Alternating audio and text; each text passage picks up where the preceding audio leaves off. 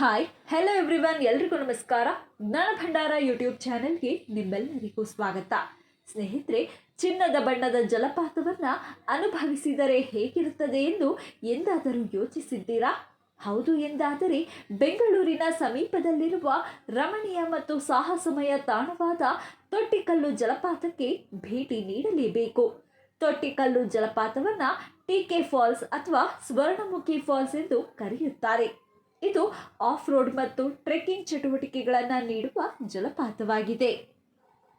ವಾರಾಂತ್ಯವನ್ನು ಬೆಂಗಳೂರಿನ ಆಸುಪಾಸಿನ ಸ್ಥಳಗಳಲ್ಲಿ ಕಳೆಯಬೇಕು ಎನ್ನುವವರು ಈ ತೊಟ್ಟಿಕಲ್ಲು ಫಾಲ್ಸ್ಗೆ ಭೇಟಿ ನೀಡಬಹುದು.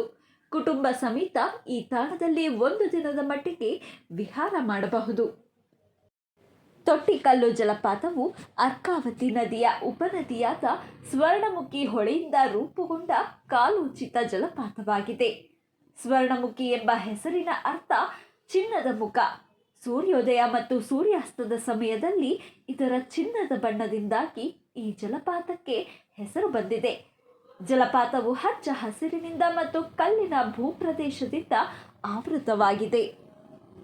ಇದು ಪ್ರಕೃತಿ ಪ್ರಿಯರಿಗೆ ಮತ್ತು ಚಾರಣಿಗರಿಗೆ ಪರಿಪೂರ್ಣ ಸ್ಥಳವಾಗಿದೆ. ಜಲಪಾತದ ಪ್ರವೇಶ ದ್ವಾರದಲ್ಲಿ ಶಿವನ ರೂಪವಾದ ಮುನೀಶ್ವರನಿಗೆ ಸಮರ್ಪಿತವಾದ ಸಣ್ಣ ದೇವಾಲಯವಿದೆ. ದೇವಾಲಯವು ಬೃಹತ್ ಮರದ ಕೆಳಗಡೆ ಇದೆ.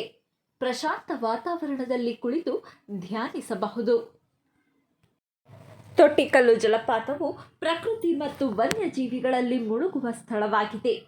ಈ ಪ್ರದೇಶದಲ್ಲಿ ವಿವಿಧ ಸಸ್ಯಗಳು, ಹೂವುಗಳು, ಪಕ್ಷಿಗಳು ಮತ್ತು ಪ್ರಾಣಿಗಳನ್ನು ನೋಡಬಹುದು ಮತ್ತು ಪ್ರದೇಶದ ಜೀವ ವೈವಿಧ್ಯತೆಯನ್ನು ಪ್ರಶಂಸಿಸಬಹುದು.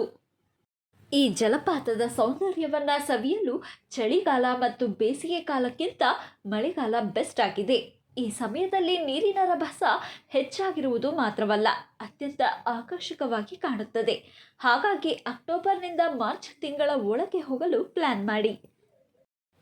ಒಂದು ದಿನದ ಮಟ್ಟಿಗೆ ಪಿಕ್ನಿಕ್ ಮಾಡಲು ಅಥವಾ ಟ್ರೆಕ್ಕಿಂಗ್ ಕೈಗೊಳ್ಳಲು ಈ ತೊಟ್ಟಿಕಲ್ಲು ಜಲಪಾತ ಬೆಸ್ಟ್ ಅಂತಲೇ ಹೇಳಬಹುದು.